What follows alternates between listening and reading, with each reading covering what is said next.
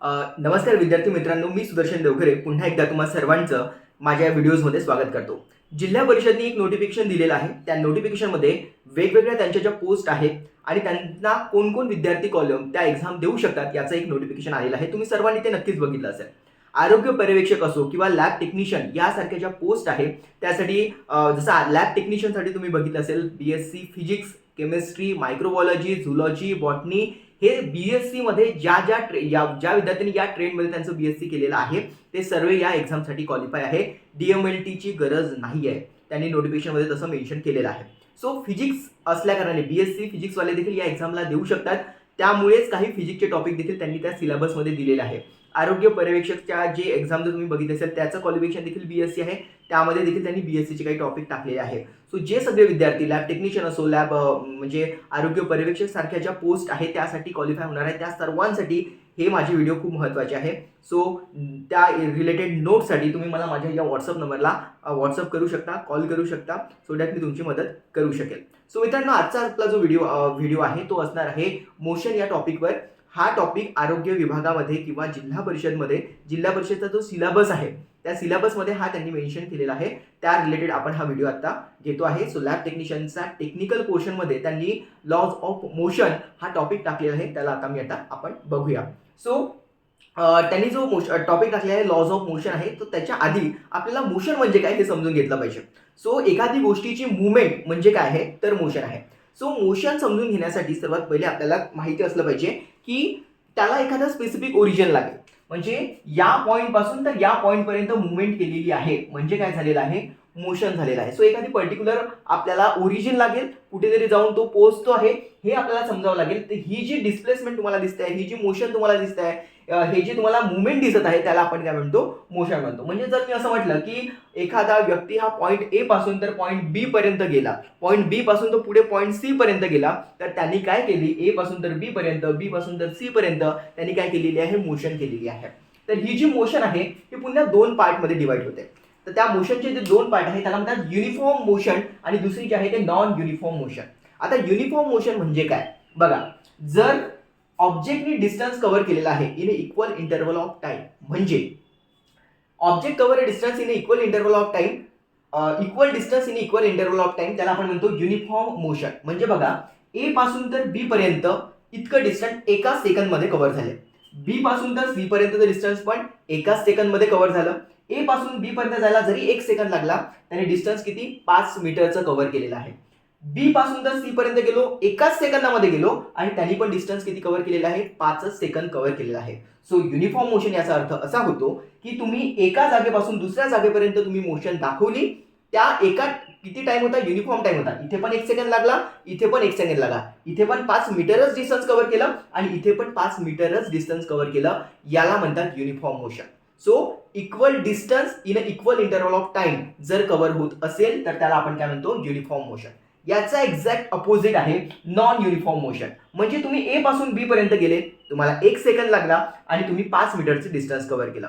तोच व्यक्ती जेव्हा तोच ऑब्जेक्ट जेव्हा पुढे जातो, B पासून तर C पर्यंत जातो, ते जायला त्याला 1 सेकंद लागला, पण इथे डिस्टन्स काय आहे, 1-2च मीटर त्यांनी कव्हर केलेला आहे. C पासून D पर्यंत गेला, 1 सेकंद मध्ये जर आपण विचार केला तर त्यांनी फक्त 4च मीटर डिस्टन्स कव्हर केलेला आहे. सो तो जो ऑब्जेक्ट आहे एका जागून दुसऱ्या ठिकाणी जात असताना त्या टाइम पिरियड मध्ये इथे त्यांनी वेगळं डिस्टन्स कव्हर केलं, तिथून पुढे तेवढ्या मिनिटमध्ये तो तेवढ्या टाइम मध्ये तो पुन्हा समोर गेला, त्यांनी वेगळं डिस्टन्स कव्हर केलं. सो इथे काय आहे, object does not cover equal distance in equal interval of time. म्हणजे तुम्ही एकदा एकदम हायवेवर आहे, तुमची गाडी प्रत्येक मिनिटाला जर तुम्ही बघितली तर तुम्ही म्हणू शकता की मी 50च्या याच्यावर जर मी ते गाडी ठेवण्याचा प्रयत्न केला, 50ची स्पीड जर मी त्याला ठेवली तर प्रत्येक मिनिटाला तुम्ही 50-50-50-50 कव्हर करू शकता. ती झाली युनिफॉर्म मोशन. पण जर तुम्ही गाडी गर्दीमधून चालवत आहे, तुम्ही जर गाडी जी आहे तुमची ती जर तुमच्या एखाद्या बाजाराच्या रस्त्यामधून जर नेत आहे तर तुमच्या गाडीचा स्पीड युनिफॉर्म राहू शकत नाही, तर त्याला म्हणतात नॉन युनिफॉर्म मोशन. कारण की तुम्ही ज्या टाइममध्ये प्रत्येक वेळी तुम्ही इक्वल डिस्टन्स कव्हर करू शकत नाही. तर याच्यानंतर पुन्हा आपल्याला बघायचं हे होतं मोशन. What is motion? तर एका पर्टिक्युलर एखाद्या रेफरन्स पॉईंट पासून तर एखाद्या दुसऱ्या पॉईंट पर्यंत जी मुवमेंट होते आपण त्याला काय म्हणतो, मोशन म्हणतो. त्याचे देखील दोन टाईप पडतात. एक आहे uniform motion, equal distance in equal interval of time, आणि याला आपण म्हणणार युनिफॉर्म मोशन. आणि नॉन युनिफॉर्म मोशन याचा अर्थ असा होतो when object does not cover unequal distance in equal interval of time. याच्यानंतर अजून काही टॉपिक आपल्याला बघायचे आहे, त्याला म्हणतात त्यामध्ये आपल्याला बघायचं आहे की डिस्टन्स म्हणजे काय आणि डिस्प्लेसमेंट म्हणजे काय. तर मित्रांनो आता आपण बघूया की डिस्टन्स म्हणजे काय आणि डिस्प्लेसमेंट म्हणजे काय. हे सर्वे जे टॉपिक आहे हे सर्वे जे आहे ते मोशनमध्येच आहे. तर तुम्ही लहानपणीपर्यंत 12th पर्यंत हे सगळे टॉपिक बघितले असेल, पण आता तुम्ही ग्रॅज्युएशन आणि ते कॉम्पिटिटिव्ह एक्झाम याच्या ओघामध्ये ह्या सर्व गोष्टी विसरलेल्या आहेत. त्यालाच आपण रिवाइज करतो आणि एक्झामची डिमांड देखील तीच आहे. So what is a distance. Distance म्हणजे काय, a total distance cover by the object. Suppose करा एखादा ऑब्जेक्ट आहे आणि हा ऑब्जेक्ट ए पासून बी पर्यंत गेला आणि बी पासून तर सी पर्यंत गेला. तर हे 20 मीटरचं डिस्टन्स असेल आणि हे पुन्हा 20 मीटरचं, काही पण घेऊ शकलो असतो मी. 20-20 कॅल्क्युलेशनला इझी होते म्हणून घेतलेलं आहे.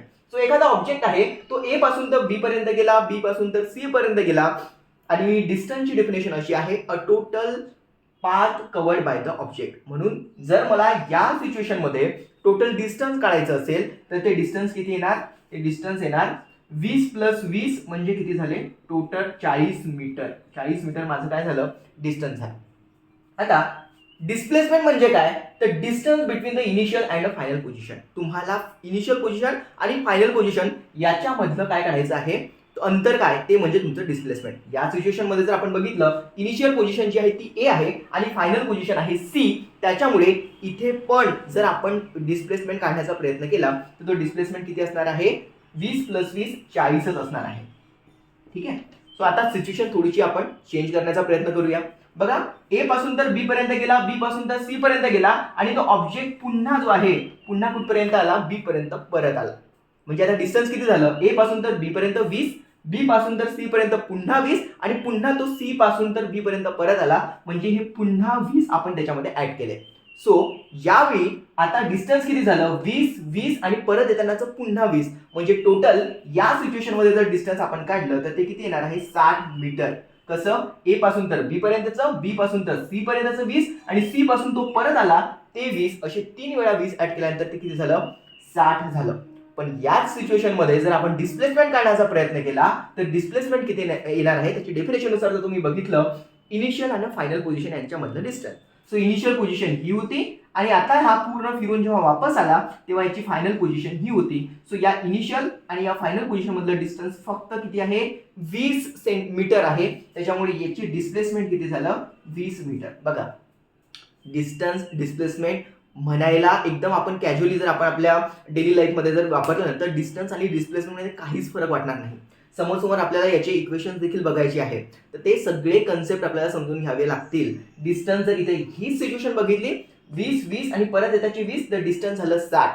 पण डिस्प्लेसमेंट जर आपण बघितलं 20, 20 आणि पुन्हा तो परत आला तर ते किती झाले, पुन्हा 20. पण इनिशियल आणि फायनल पोझिशन मधलं डिस्टन्स म्हणजे डिस्प्लेसमेंट होते, तर याचा आन्सर येणार 20. सो इनिशियल पोझिशन ही, फायनल पोझिशन ही, त्याच्यामुळे डिस्प्लेसमेंट किती झालं, 20. तर फिजिक्सला कन्सेप्ट वाईज समजून घ्यावं लागतं. नाहीतर असं म्हणतात की ये फिजिक्स नहीं है आसान, आग का दरिया है डूब के जाना है.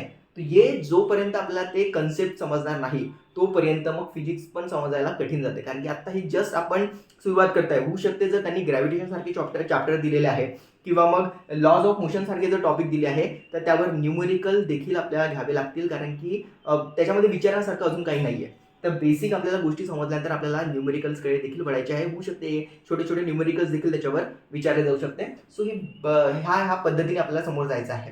सो ह्या सिच्युएशनमध्ये जर तुम्हाला असं एखादं न्यूमेरिकल्स देऊन दिला आणि विचारलं की ते डिस्प्लेसमेंट किती, तर ही डिस्प्लेसमेंट किती आहे, 20 आहे. सपोज करूया आणखी एक सिच्युएशन घेऊया की एक सर्क्युलर डिस्टन्स जे आहे, एक पार्क आहे.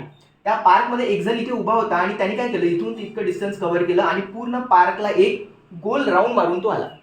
ते पार्कचं टोटल जे डिस्टन्स होतं आपण कन्सिडर करूया ते 1 किलोमीटर होतं. म्हणजे इथून तो व्यक्ती निघाला आणि पुन्हा तो पूर्ण तो पार्क फिरून गोल फिरून त्याच्या ओरिजिनल पोझिशनवर आला.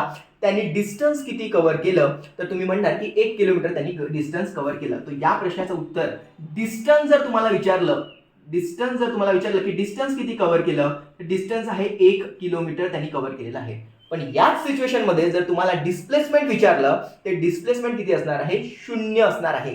कारण की हा व्यक्ती इथूनच निघाला आणि पुन्हा तो तिथेच पोहोचला. या सिच्युएशन मध्ये त्याची इनिशियल पोझिशन आणि फायनल पोझिशन ही सारखी असल्या कारणाने आपण काय म्हणणार की याची डिस्प्लेसमेंट किती आहे 0. सो इथेच डिस्प्लेसमेंट किती असणार आहे, डिस्प्लेसमेंट हे असणार आहे 0. तर छोटासा कन्सेप्ट आहे.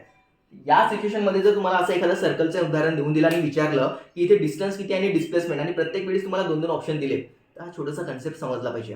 पुढे आपल्याला अजूनही जायचं आहे, पण यानंतरचे जे व्हिडिओज आहेत त्याला आपण नंतर कव्हर करूया. तुमच्यापैकी ज्या लोकांना लॅब टेक्निशियन आणि इतर पोस्टमध्ये जर इंटरेस्ट असेल, ज्या लोकांनी याची अभ्यास करत असेल, त्या रिलेटेड जर काही इन्फॉर्मेशन नोट्स तुम्हाला पाहिजे असेल तर माझ्या या नंबरला तुम्ही मला व्हॉट्सअप करू शकता. भेटूया आपल्या नेक्स्ट क्लासमध्ये, ज्यामध्ये आपण मोशन चॅप्टरला पुन्हा समोर कंटिन्यू करूया. थँक्यू.